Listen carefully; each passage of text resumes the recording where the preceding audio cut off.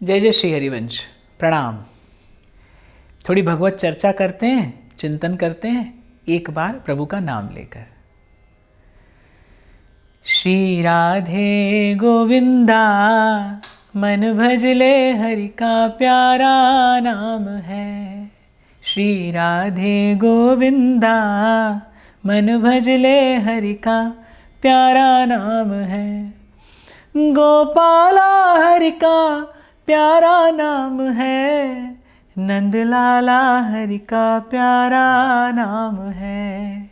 श्री राधे गोविंदा मन भजले हरि का प्यारा नाम है। श्री राधे गोविंदा मन भजले हरि का प्यारा नाम है। गोपाला हरि का प्यारा नाम है।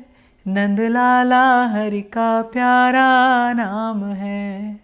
श्री राधे गोविंदा मन भजले हरि का प्यारा नाम है। राधे राधे गोविंद गोविंद राधे। राधे राधे गोविंद गोविंद राधे। गोविंद राधे गोपाल राधे। गोविंद राधे गोपाल राधे। श्री राधे राधे गोविंद गोविंद राधे। श्री राधे राधे गोविंद गोविंद राधे। गोविंद राधे गोपाल राधे। गोविंद राधे गोपाल राधे। श्री राधे राधे गोविंद गोविंद राधे। श्री राधे राधे गोविंद गोविंद राधे। श्री राधे राधे गोविंद गोविंद राधे। श्री सद्गुरु चरणारविंदो जयति। तो कल हमने चर्चा की महाभारत के एक प्रसंग की। यहीं से ये चिंतन आरंभ होता है कि आपकी मेरी दशा भी बिल्कुल अभिमन्यु जैसी है। हम फंसे हैं इस संसार रूपी चक्रव्यूह में और ये आपके मेरे जीवन का सत्य है। आ तो गए, पर इस चक्रव्यूह का भेदन करने की युक्ति आपके मेरे पास नहीं है। इसीलिए अनंत काल से अब तक पीड़ा पा रहे हैं, दुख पा रहे हैं, क्लेश पा रहे हैं। और निवेदन किया था मैंने कि इस चक्रव्यूह के भेदन की युक्ति, इस आवागमन के दुष्चक्र से मुक्ति की युक्ति किसके पास है? या तो नर के पास है अर्थात भक्त के पास है, और या फिर नारायण के पास है। भगवान तो कहाँ खोजें?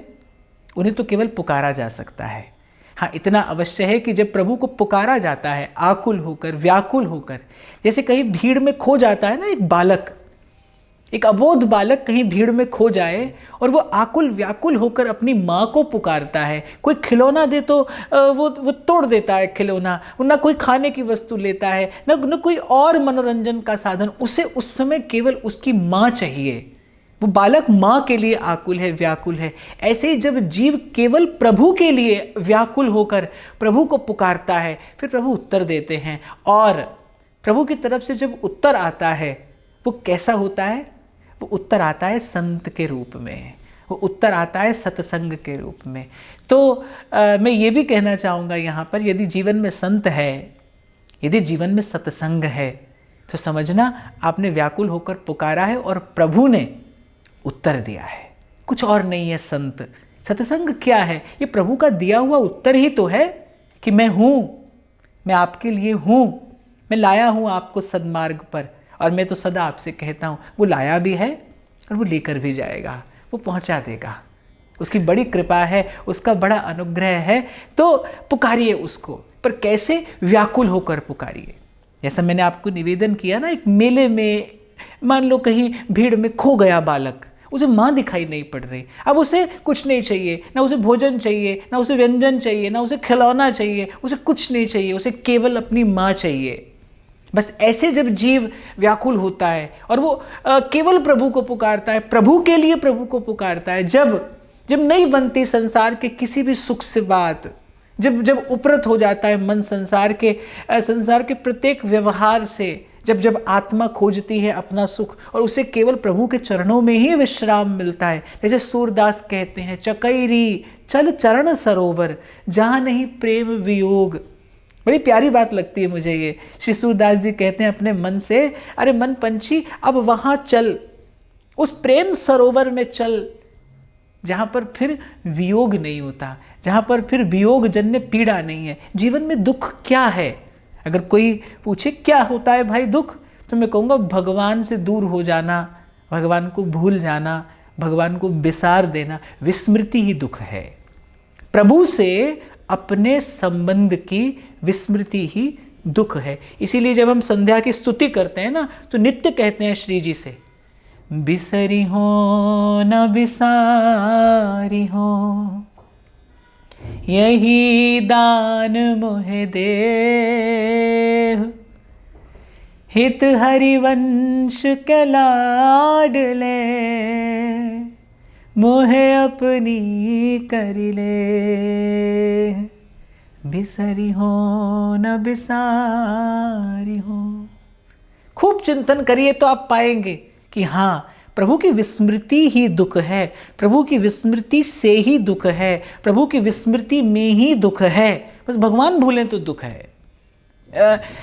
महाभारत के उस रण क्षेत्र में जब अर्जुन आया, तो क्या अर्जुन जानता नहीं था कि मुझे किससे लड़ना है? मेरे सामने कौन होगा? मेरे सामने भीष्म पितामह भी होंगे, मेरे सामने गुरु द्रोण भी होंगे, मेरे सामने कृपाचार्य भी होंगे, मेरे सामने मेरे अपने ही अनुज होंगे, अपने ही अग्रज होंगे, मेरे सामने मेरा ही परिवार होगा। पर अर्जुन गांडीव हाथ में लेकर आ गया था ना युद्ध करने। फिर जब भगवान ने कहा कि अर्जुन देख सामने कौन खड़ा है, और अर्जुन ने देखा, जैसे ही श्री कृष्ण से दृष्टि हटी, मोहग्रस्त हो गए अर्जुन। कुछ काल के लिए अर्जुन का वो जो हृदयाकाश था वो मोह के बादलों से घिर गया, छिप गया, ढक गया वो ज्ञान का और विवेक का सूर्य, और व्याकुल हो गए अर्जुन। पर अर्जुन कब व्याकुल हुए? छोटी सी घटना है, मैं कई बार इसका चिंतन करता हूं। अर्जुन कब व्याकुल हुए? अर्जुन तब व्याकुल हुए जब अर्जुन ने श्री कृष्ण से दृष्टि हटाकर सामने देखा। एक शायर कहता है, वजूद खार क्या है, गुल से नजरों का फिसल जाना। बड़ी प्यारी बात है ये कि कांटा क्या है और कांटा कब है। जब फूल से दृष्टि हटे तो कांटा है, फूल पर दृष्टि रहे तो फिर कोई कांटा नहीं है, फिर कहीं कांटा नहीं है। ऐसे ही जीव का दुख क्या है, जीवन की पीड़ा क्या है, समझ लीजिए, स्वीकार लीजिए इसे, मानिए कि भगवत विस्मृति ही दुख है। कोई और परिभाषा नहीं है दुख की, कोई और व्याख्या नहीं है पीड़ा की। प्रभु को भूल गए हैं, दुख है। जिस घड़ी प्रभु स्मरण में रहते हैं उस घड़ी कोई दुख नहीं है, कोई पीड़ा नहीं है।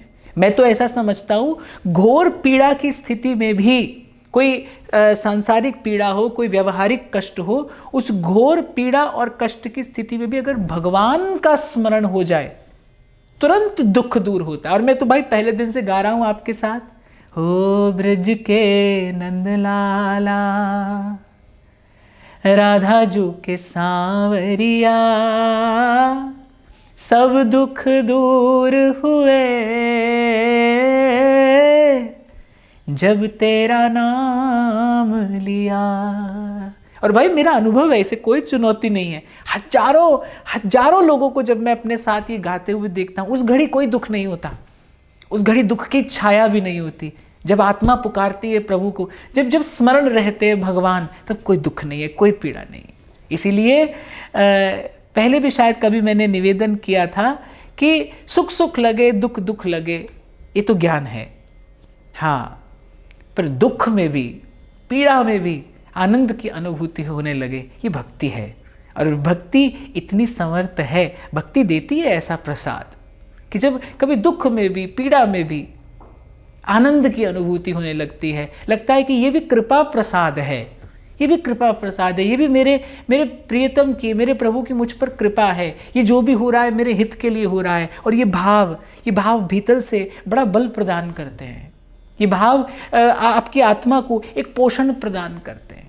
तो दुख का स्वरूप समझ में आए, खबर पड़े कि रोग क्या है, तभी तो उससे मुक्ति का उपाय किया जा सकता है ना।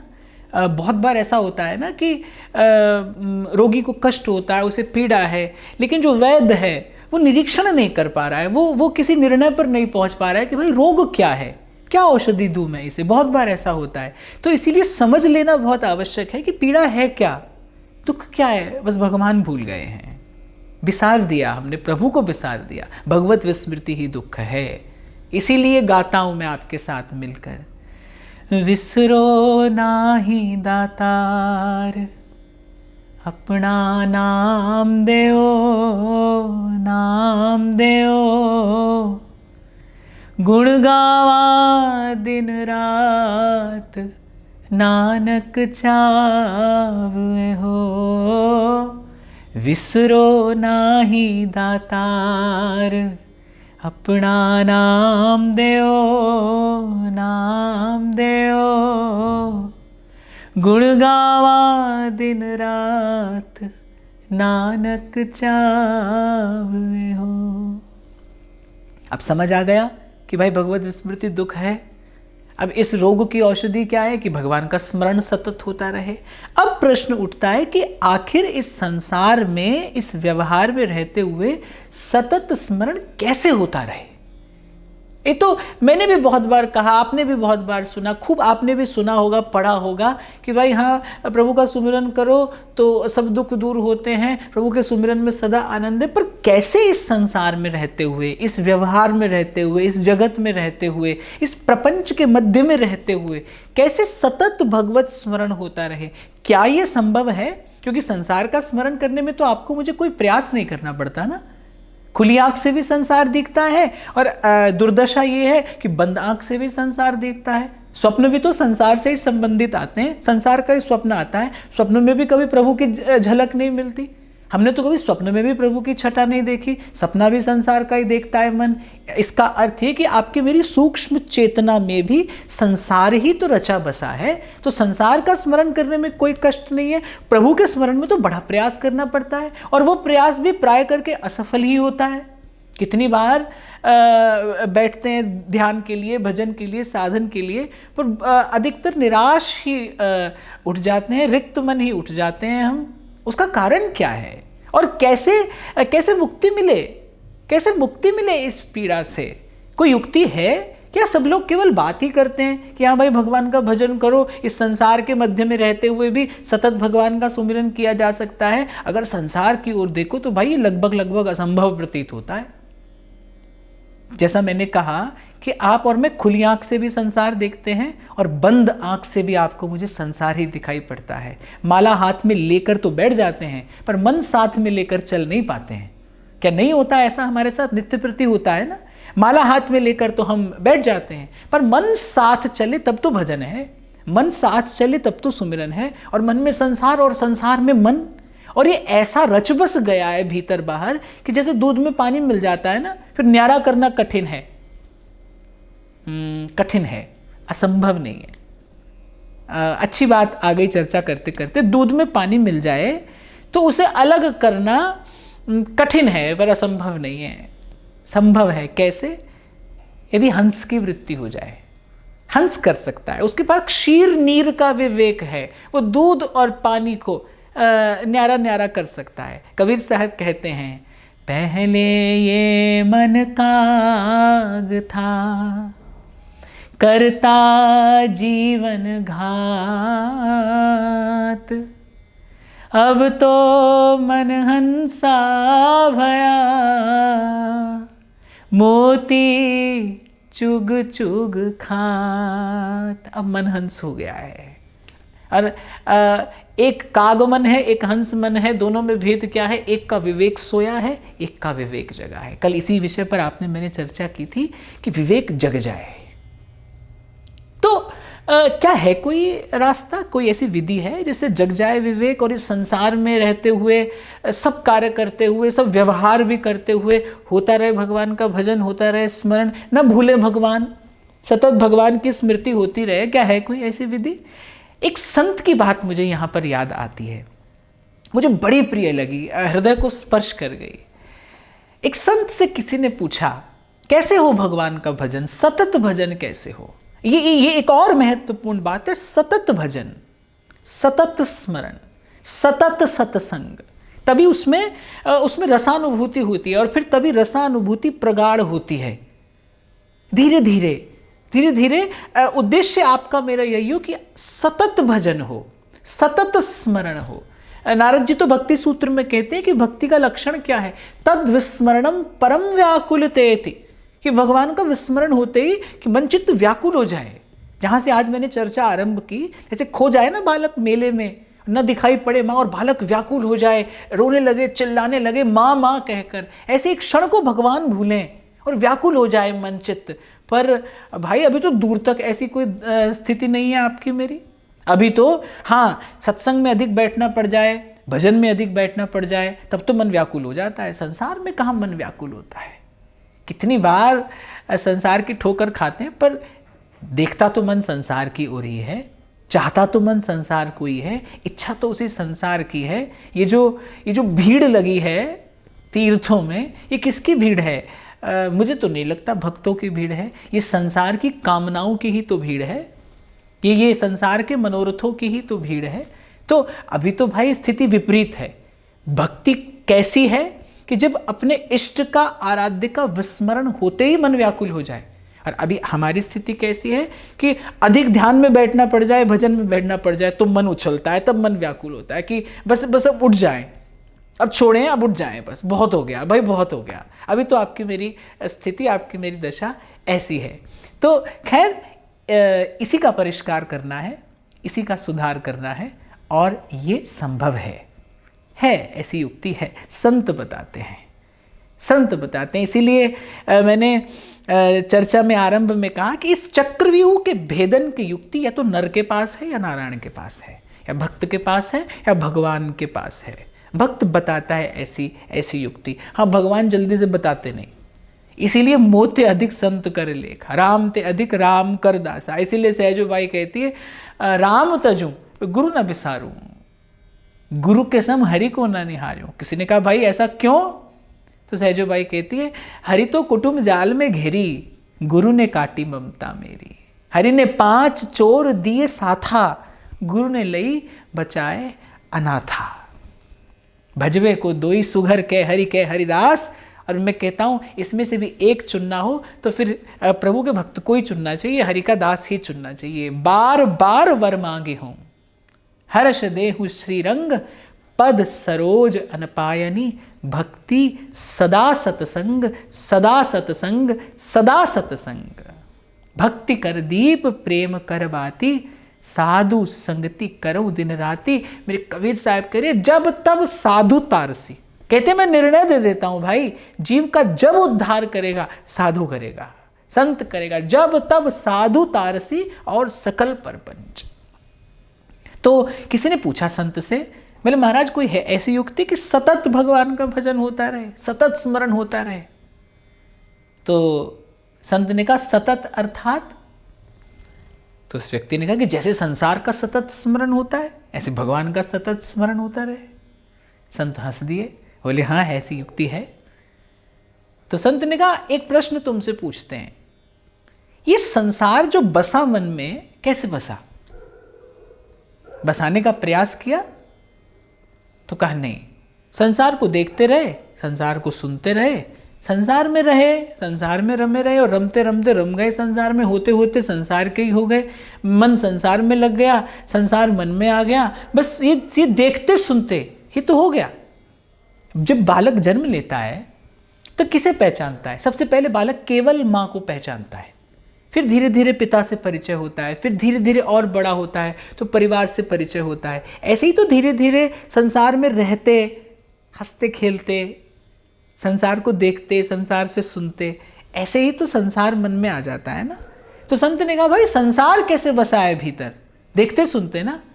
तो संत ने कहा बड़ी सीधी सी बात है, जैसे देखते सुनते संसार भीतर आ गया, ऐसे प्रभु का दर्शन करो और प्रभु की बात सुनो, प्रभु के विषय में श्रवण करोगे, प्रभु का दर्शन करोगे तो प्रभु का चिंतन होने लगेगा। चिंतन होने लगेगा, संसार हटने लगेगा, ये मोह का बादल छटने लगेगा और आ जाएगी।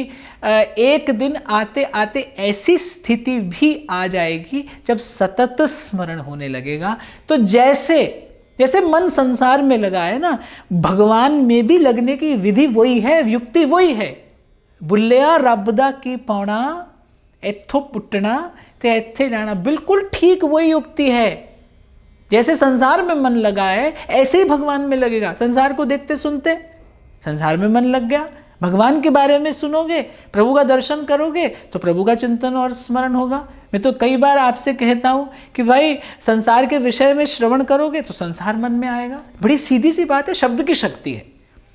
इसको विज्ञान भी चुनौती नहीं दे सकता। शब्द की शक्ति है, शब्द की अपनी एक ऊर्जा है जो आपकी चेतना को ले जाती है, कहीं ले जा सकती है। मंत्र क्या करता है? मंत्र आपकी चेतना को यहां से हटाकर वहां और वहां से हटाकर कहीं और ही तो ले जाता है। शब्द की शक्ति है, शब्द ब्रह्म है, ये शब्द ब्रह्म की महिमा है। तो संसार के बारे में सुनोगे संसार मन में आएगा, भगवान के बारे में सुनोगे भगवान मन में आएंगे। आते हैं भगवान मन में, आ जाते हैं भगवान मन में। जैसा मैंने निवेदन किया आपसे, छटने लगते हैं मोह के बादल, और यही युक्ति है। तो मुझे संत की बात बड़ी प्रिय लगी और मुझे लगता है यही संत का गुण है। साधु बोले सहज सुभाय, यही संत का गुण है जो दुर्लभ को सुलभ कर दे। कोई कहे कि अरे कहां कहां ढूंढा, नहीं मिले भगवान। गुरु की महिमा क्या है? वो जीवन में आते ही एक झलक दिखा देता है उस सच्चिदानंद की, उस परम सुख की, उस परम आनंद की। गुरु जीवन में आते ही तो करता है, झलक दिखा देता है अपनी कृपा से, अपने अनुग्रह से, अपने प्रताप से। वो आपको, आपकी आत्मा को आपके गंतव्य की ओर संकेत करके दिखा देता है कि यहां जाना है। यही उसकी महिमा है, यही उसका गौरव है, यही उसका गुरुत्व है। तो ऐसे संत उस दुर्लभ को सुलभ कर देता है, उस दुर्गम को सुगम कर देता है, जिसे वेद शास्त्र पुराण नेति नेति कहकर थक हार कर मौन होकर एक और बैठ जाते हैं। गुरु कहता है ये रास्ता है भाई, और बिल्कुल सीधा रास्ता है। अति सूधो स्नेह को मार्ग है। हमारे श्री सेवक जी महाराज कह रहे हैं अरे सूधो चले आपने धर्म। कहीं लिखा हुआ पढ़ा था मैंने, बात बड़ी अच्छी लगी। उसने कहा रास्ता तो बड़ा सीधा है, मोड़ तो सारे मन के हैं। रास्ता बड़ा सीधा है, मन के मोड़ हैं। प्रेम का मार्ग बड़ा सीधा है। आप और मैं, क्षमा करना मैं कह रहा हूं ये बात, पर कुटिल तो आप और मैं हो गए हैं, इस संसार में रहते रहते हो गए हैं। संग का दोष कह लीजिए, कुसंग का परिणाम कह लीजिए। ये जो कुटिलता आ गई है ना, छल और कपट सीख लिया है हमने, हमारे स्वभाव में आ गया है छल कपट। क्षमा करना, पर ये सत्य है, छल और कपट अब आपके मेरे स्वभाव में आ गए। असत्य आपका मेरा स्वभाव हो गया है, इसीलिए सत्य का आदर करना भूल गए हैं हम। और कल मैंने आपको एक विनम्र निवेदन किया था भाई कि पाप क्या है? सत्य का अनादर करना ही पाप है। अपने आत्म तत्व का अनादर करना पाप है। अपनी आत्मा की आवाज को अनसुना कर देना पाप है। यही जीवन में ताप लाता है, ये जीवन में बड़े भारी कष्ट लेकर आता है। तो संत ने दुर्लभ को सुलभ कर दिया, बड़ी कठिन बात को बड़े सरल शब्दों में कह दिया। भाई जैसे संसार मन में आ गया, बस गया मन में, ऐसे ही भगवान भी मन में आ जाएंगे और बस जाएंगे। और एक बात और, संसार तो परिवर्तनशील है। मन में आता है तो मन में उथल पुथल मचाता है, मन में हलचल मचाता है, मन को पीड़ा देता है, मन में क्षोभ उत्पन्न करता है। आप कभी देखना कि अनुभव करके देखना आप इसको, आप शांत बैठे हैं, आप प्रसन्न बैठे हैं, एकाएक संसार की किसी वस्तु को प्राप्त करने की कामना उठी, एक क्षोभ उत्पन्न हो जाएगा आपके मन में। आप चैन से नहीं बैठ पा रहे, अब आप आराम में नहीं है, अब मन की शांति चली गई। हुआ क्या? आप वहीं बैठे, एक घड़ी पहले, कुछ 2 क्षण पहले आप बड़े आनंद में थे, आप प्रसन्न बैठे थे, और एकाएक संसार की किसी वस्तु को प्राप्त करने की कामना जगी, एकाएक संसार के किसी व्यक्ति को प्राप्त करने की कामना जगी। बस वो कामना जगते ही, इच्छा, संसार की इच्छा होते ही मन में क्षोभ उत्पन्न हुआ और आपके मन की शांति चली गई, बड़ी उथल पुथल मच गई, हलचल हो गई। और साधक होगा वो तो इससे 2-4 हाथ करके प्रयास करेगा अपने मन को सद्मार्ग पर लाने का। और अगर अगर कोई साधारण व्यक्ति होगा जिसके जीवन में न सत्संग होगा, न थोड़ा विवेक होगा, जिसके जीवन में न गुरुजनों की आज्ञा होगी, जिसके जीवन में न साधु संतों का संग होगा, वो क्या करेगा? वो उसी कामना की पूर्ति के लिए उसके पीछे पीछे चल देगा।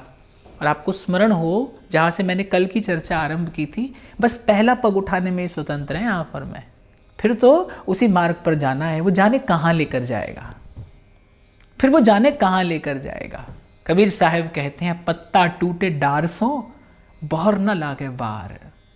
फिर तो जाने कहाँ जाकर पड़ेगा ये मन।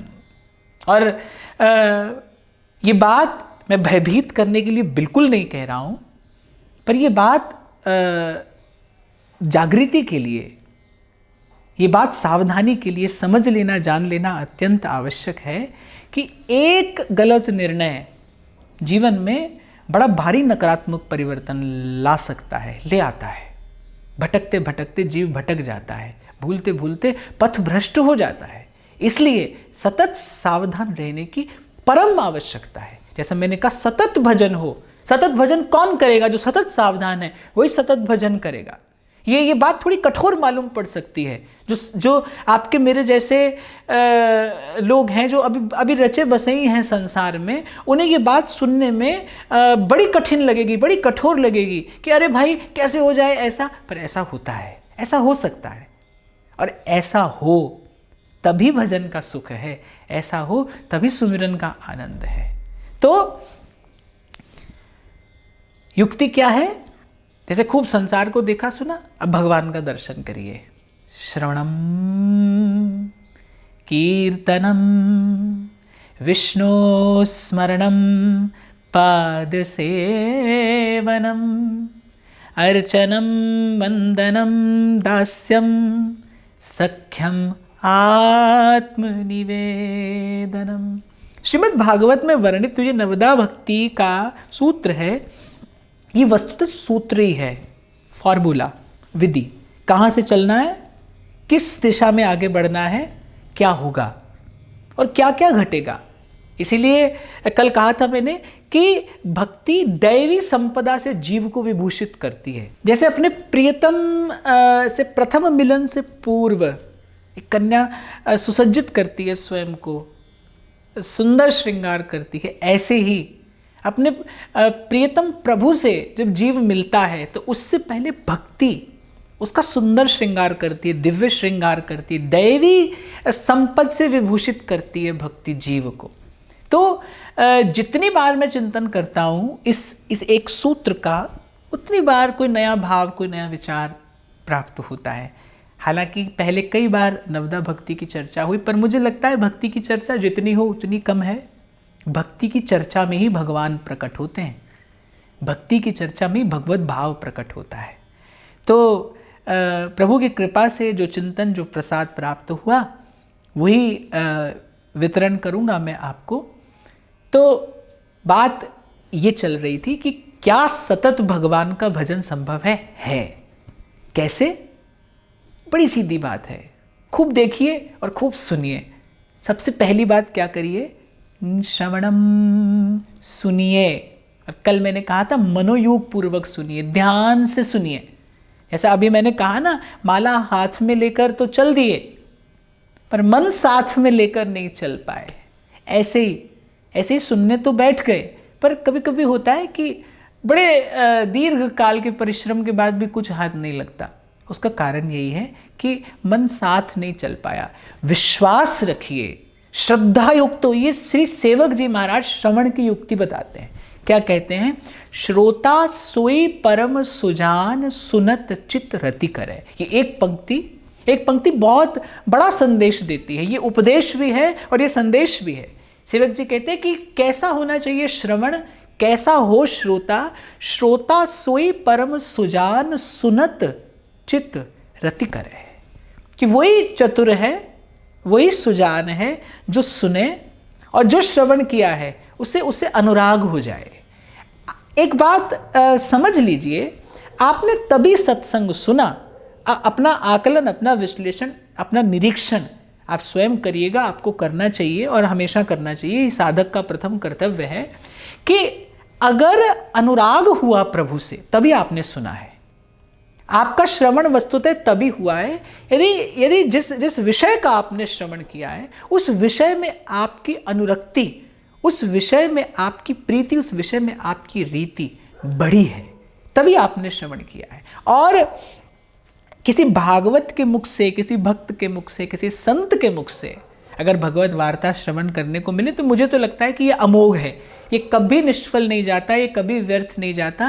ये प्रभु के विषय में श्रवण करेंगे तो प्रभु मन में आएंगे। स्वयं भगवान कहते हैं यथा यथात्मा परिमृज्यते सौ मत पुण्य गाथा श्रवणाभिधाने तथा तथा पश्यति तत्व सूक्ष्मम चक्षुर्यथैवांजन संप्रयुक्तम। भगवान कहते हैं जैसे जैसे कोई सुनता है वैसे वैसे मेरी कथा उसके अंतःकरण का मार्जन करती है, धो मांझ कर उसको निर्मल कर देती है। और एक और बात आपको बताऊं, आनंद की ओर बढ़ना है, यदि प्रेम की ओर बढ़ना है तो यही विधि है, घट को खाली कीजिए, काढ़ वासना धूर, सुमिरन मोती डालिए और फिर कीजिए भरपूर।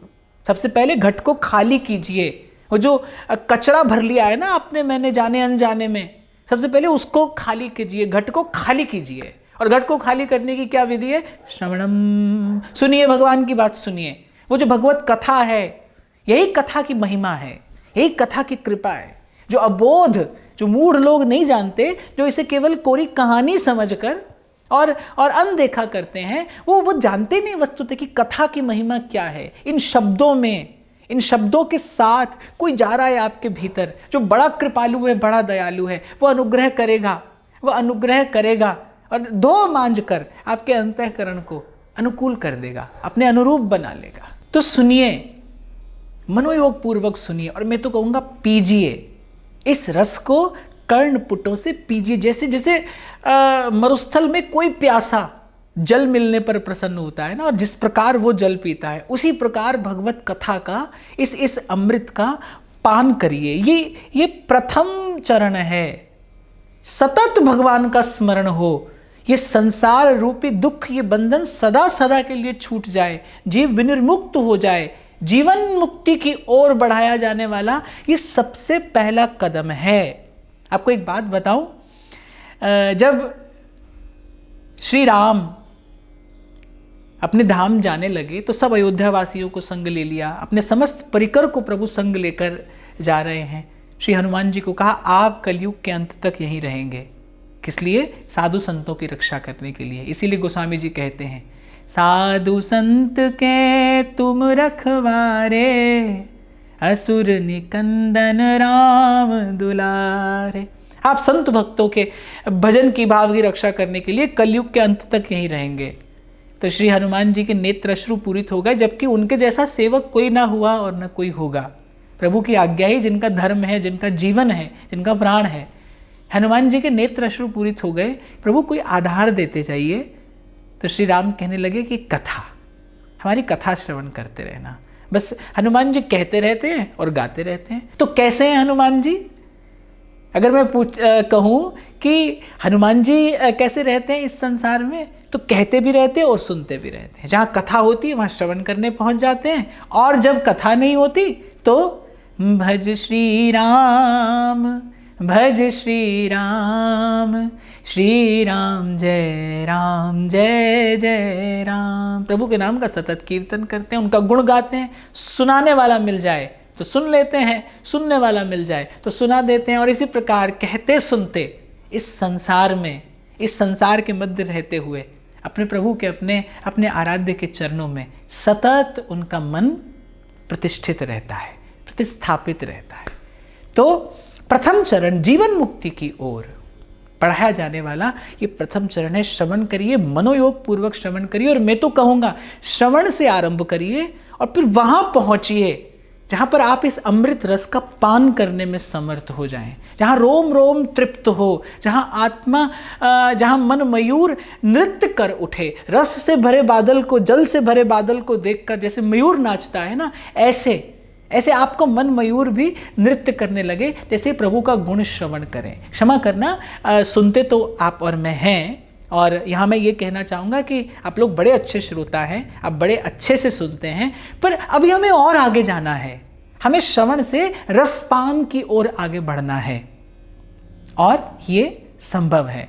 और एक और बात मैं विश्राम के समय में कहूँगा कि भाई वो हमें संसार के उस गर्त से उठाकर यहाँ ले आया है, उसी की कृपा है, उसी का अनुग्रह है। वो ले जाएगा जो मन में भाव दे रहा है, जो मन में प्रेरणा दे रहा है, जो मन में विचार दे रहा है, वो इस मार्ग पर चलने की सामर्थ्य भी अवश्य प्रदान कर रहा है और करता रहेगा।